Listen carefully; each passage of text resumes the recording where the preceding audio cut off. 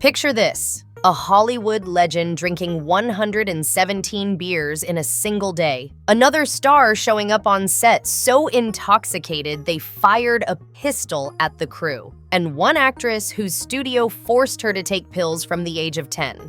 These aren't tabloid rumors. These are the hidden truths of Hollywood's darkest addiction secrets that studios desperately tried to bury for decades. Before we dive into these shocking revelations, if you're fascinated by the untold stories of old Hollywood, hit that subscribe button now because what you're about to hear will completely change how you see your favorite classic stars. Hollywood has always sparkled with glamour and fame, but behind those dazzling smiles and red carpet appearances lies a world of addiction, tragedy, and secrets so dark that studios spent millions trying to keep them hidden.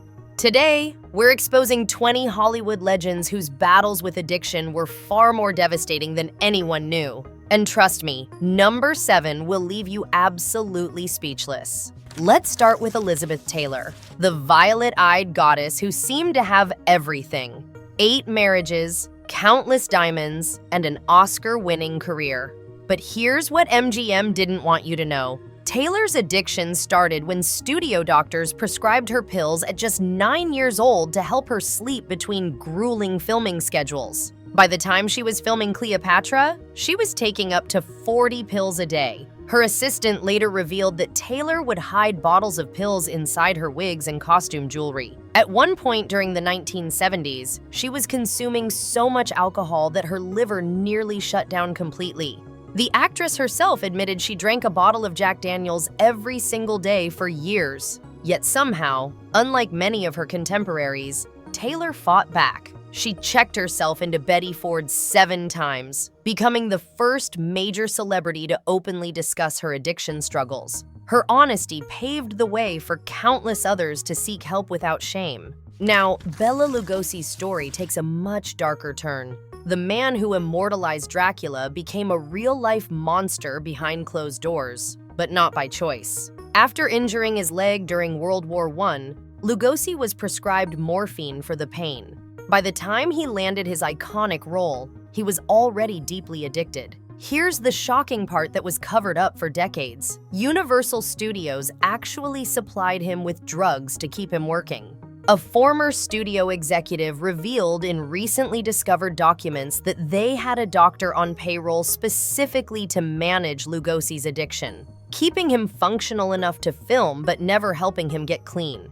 The actor would inject morphine between his toes to hide the track marks from cameras. By 1955, Lugosi voluntarily committed himself to a state hospital, becoming one of the first celebrities to publicly admit to drug addiction. But it was too late. He died penniless the following year, buried in his Dracula cape because his family couldn't afford proper burial clothes. Montgomery Clift's transformation from Hollywood's most beautiful leading man to what insiders cruelly called the longest suicide in show business happened in just one night. On May 12, 1956, Clift left a party at Elizabeth Taylor's house and crashed his car into a telephone pole. His face was so disfigured that when Taylor arrived at the scene, she had to pull teeth from his throat to stop him from choking. But here's what nobody talks about. Before the accident, Clift was already secretly battling severe anxiety and taking Nembutal to cope. After the crash, his intake increased to 30 pills a day, washed down with a quart of scotch. Studio memos from that era, only recently declassified, show that directors would schedule his scenes for mornings because by noon, he'd be too intoxicated to remember his lines. Co-stars reported finding him passed out in his trailer with needles still in his arms. The man who could have been Hollywood's greatest actor died at 45, his housekeeper finding him naked and dead on his bedroom floor. But nothing, and I mean nothing, compares to what MGM did to Judy Garland. At just 10 years old, studio executives put her on a diet of chicken soup, black coffee, and 80 cigarettes a day to keep her thin. They called her Fat Little Pig to her face. By the time she was filming The Wizard of Oz at 16, MGM had her on a cocktail of diet pills to stay slim, Benzedrine to stay awake for 20-hour shooting days, and barbiturates to sleep. Her daily pill schedule was literally written into her contract. When she tried to quit, the studio threatened to destroy her career and take custody of her children. A makeup artist who worked on Oz recently revealed that Garland would sometimes hallucinate on set, talking to people who weren't there. By her 30s, she was taking over 40 Ritalin pills a day. She died at 47 from an overdose. But here's the heartbreaking part. Her daughter, Liza Minnelli, found a note in her mother's belongings that said, "They made me this way, and now they blame me for it."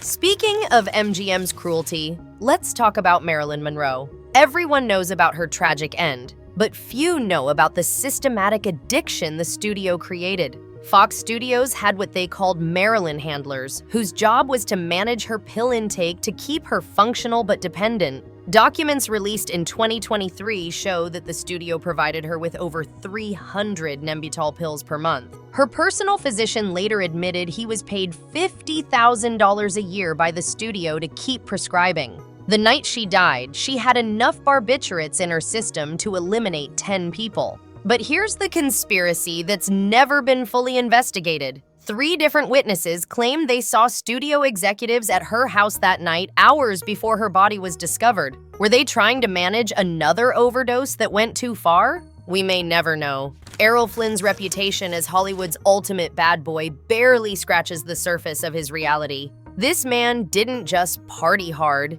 he turned self-destruction into an art form. By age 30, Flynn was consuming 2 bottles of vodka daily, plus cocaine that he'd sprinkle on his food like salt. Warner Brothers actually budgeted Flynn insurance into their films, assuming he'd miss at least 20% of shooting days. But here's the wildest part. Flynn kept a detailed diary of his drug use, which his family kept hidden until 2019. In it, he describes taking a cocktail he called Flynn juice, a mixture of cocaine, morphine, and pure alcohol that he'd inject directly into his veins. He wrote that it made him feel like he could effing fly. The diary also reveals that during the filming of Robin Hood, he was so high he couldn't see straight and did all his own stunts because he literally couldn't feel pain. He died at 50, but his autopsy showed he had the liver of an 80-year-old chronic alcoholic. Now, let me tell you about someone who actually beat the odds.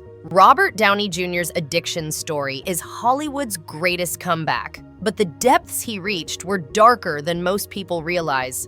At 6 years old, his father gave him marijuana. By 21, he was freebasing cocaine between takes on movie sets. Here's something that was kept quiet for years. During the filming of Less Than Zero, a movie about drug addiction, Downey was actually high in every single scene. The director thought his performance was method acting. It wasn't. In 1996, he was found passed out in a neighbor's bed, having broken into the wrong house while blacked out. He had a loaded gun in his pocket that he didn't remember picking up. After multiple arrests and rehabs, something finally clicked in 2003. Some say it was meeting his wife, others credit a spiritual awakening. But Downey himself credits something unexpected: Wing Chun Kung Fu. He says the discipline of martial arts replaced his addiction, giving him the same intensity without the destruction. Today, he's 13 years sober and worth $300 million. River Phoenix's death shocked Hollywood because everyone thought he was the clean one. The vegetarian, the environmentalist, the thoughtful artist who avoided Hollywood parties. But that image was carefully crafted to hide a devastating truth. Phoenix had been using drugs since he was 14, introduced to them by his own parents who were part of a controversial religious group. On the night he died, October 31st, 1993, Phoenix had ingested a speedball mixture of heroin and cocaine so pure that dealers called it Persian brown. But here's what the public never knew. Security footage from the Viper Room, which was mysteriously destroyed, allegedly showed Phoenix being given the drugs by someone very famous, someone whose name has been protected by Hollywood lawyers for 30 years. His brother Joaquin, who watched him die on the sidewalk, has never spoken publicly about what he saw that night. The official story says River died of an accidental overdose. But those who were there say something very different happened in that club. Ava Gardner's drinking was so legendary that Frank Sinatra, hardly a teetotaler himself, once said she could drink him under the table. But Gardner's addiction went far beyond alcohol. Recently released letters between her and her sister reveal that Gardner was addicted to Seconal, a barbiturate so powerful it's now banned. She would take 20 pills at a time, washing them down with champagne. During the filming of The Barefoot Contessa, she was so intoxicated that they had to shoot her scenes one line at a time, editing them together later. The letters also reveal something shocking. Gardner claimed that studio executives sexually assaulted her when she was too drugged to resist, then used her addiction to keep her quiet. She wrote, "They own my body and my soul. The pills are just the chains they use." Charlie Sheen's public meltdown in 2011 with his tiger blood and winning rants seemed like a joke, but the reality was far darker. At the peak of his addiction, Sheen was spending over $200,000 a month on cocaine. Not a year, a month. His drug dealer, who later testified in court, said Sheen would order 7-gram rocks of cocaine and smoke them in one sitting. That's enough to cause instant cardiac arrest in most people. But here's the truly insane part. During the filming of 2.5 Men, Sheen was so functional while high that nobody on set knew for years. He'd memorized his lines while sober, then performed them while completely intoxicated, hitting every mark perfectly. It wasn't until he started bringing sex workers to his trailer between takes that production noticed something was wrong. His 2015 HIV diagnosis added another tragic layer to his story, with Sheen admitting he'd spent over $10 million paying people to keep quiet about his status. Like this video if these revelations are blowing your mind, and comment below which star's story shocked you the most. Rita Hayworth's decline was one of Hollywood's most heartbreaking mysteries until recently. For years, people thought she was just a drunk. Studios spread rumors that she was difficult and unreliable. But medical records released by her family in 2022 reveal the devastating truth. Hayworth had early-onset Alzheimer's disease, and she was self-medicating with alcohol because she was terrified of losing her mind. The combination created a nightmare scenario. She'd forget how much she'd drunk, drink more, forget again. On the set of her last films, she couldn't remember her lines not because she was drunk, but because her brain was literally deteriorating. Her daughter recently revealed that Hayworth would cry for hours, saying, "Something's wrong with my head." But doctors, paid by the studios, kept insisting she was just an alcoholic. Tony Curtis hid his addiction so well that even his own children didn't know until after his death. But his secret memoir, published posthumously, reveals he was injecting cocaine directly into his jugular vein because all his other veins had collapsed. Curtis wrote that during the filming of Some Like It Hot,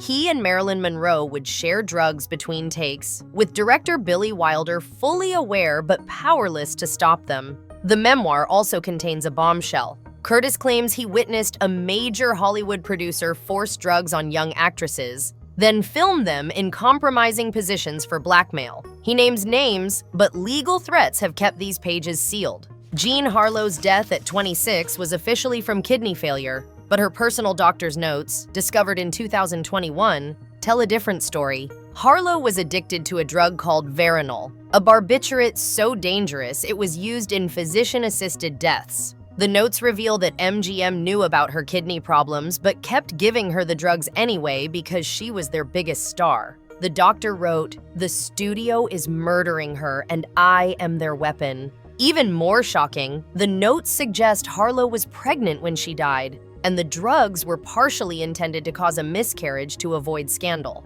Mickey Rourke's boxing career wasn't just a career change, it was an elaborate cover for his cocaine addiction. His trainer recently admitted that Rourke would snort lines between rounds during actual matches. The facial injuries that destroyed his looks? Half were from boxing, half were from bar fights he doesn't remember while on 3-day cocaine benders. During the filming of 9.5 Weeks, Rourke was so high he actually hurt Kim Basinger during their scenes, leading to real bruises they had to write into the script. But here's the redemption. His comeback in The Wrestler wasn't just acting. Director Darren Aronofsky made Rourke attend AA meetings in character, and those meetings saved his life. He's been clean for 12 years now. Dorothy Dandridge's story is perhaps the most tragic because her addiction was born from systematic racism. As the first Black woman nominated for Best Actress, she faced discrimination that would break anyone. Hotels where she performed wouldn't let her stay. Restaurants wouldn't serve her. Studios marketed her as exotic but wouldn't give her leading roles unless her character died. Her psychiatrist's notes, unsealed in 2018, shows she was prescribed enormous amounts of antidepressants just to function in such a hostile environment. The night she died from an overdose, she had written a note that said, "I can't fight both the pills and the world anymore." Richard Burton's drinking was so legendary that insurance companies created the Burton Clause, refusing to cover films if he was intoxicated on set. But Burton's diary, published in 2012, reveals something extraordinary. He knew exactly what he was doing. He wrote, "The drink is killing me, but without it, I am already dead." His consumption was staggering: 3 bottles of vodka a day, plus wine, plus beer. During the filming of Who's Afraid of Virginia Woolf, he and Elizabeth Taylor were so drunk that director Mike Nichols shot the entire film in sequence because they couldn't remember what they'd filmed the day before.